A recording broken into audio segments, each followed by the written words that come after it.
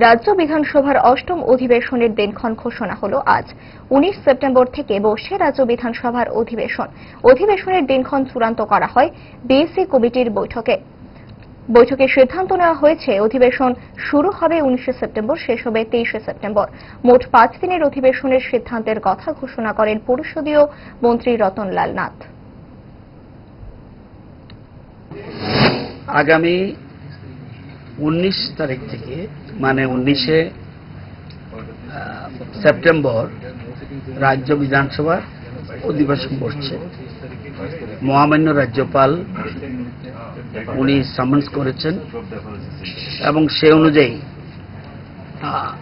যেহেতু স্পিকার অসুস্থ, as per rules of the business, আমাদের বিধানসভার যে বিজনেস রয়েছে, বিজনেস রুলস রয়েছে, সেই রুলস অনুযায়ী ডেপুটি স্পিকার এটা প্রিসাইড করে।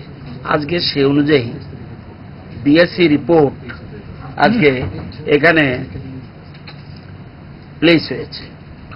ডেপুটি স্পিকার চেয়ারম্যানশিপে সব মেম্বার উপস্থিত ছিলেন, বিজেপি দলের যারা প্রতিনিধি তারা উপস্থিত ছিলেন, তীব্রমতা দলের যে প্রতিনিধি উনি উপস্থিত ছিলেন, কংগ্রেসের প্রতিনিধি উপস্থিত ছিলেন, সিপিএম দলের প্রতিনিধি উপস্থিত ছিলেন। যদিও জিতেন বাবু অপোজিশন লিডার কোন জরুরি কাজে বোধহয় বাইরে আছে, সেজন্য উনি আসতে পারেনি। উনার পরিবর্তে একজনকে পাঠিয়েছে, অথরাইজ করে পাঠিয়েছে। যদিও অথরাইজেশন সিস্টেম নেই, কিন্তু ডেমোক্রেসির স্বার্থে আমরা এটা গ্রহণ করি। আমরা সবাই মিলে বিধানসভা আলোচনা করতে চাই।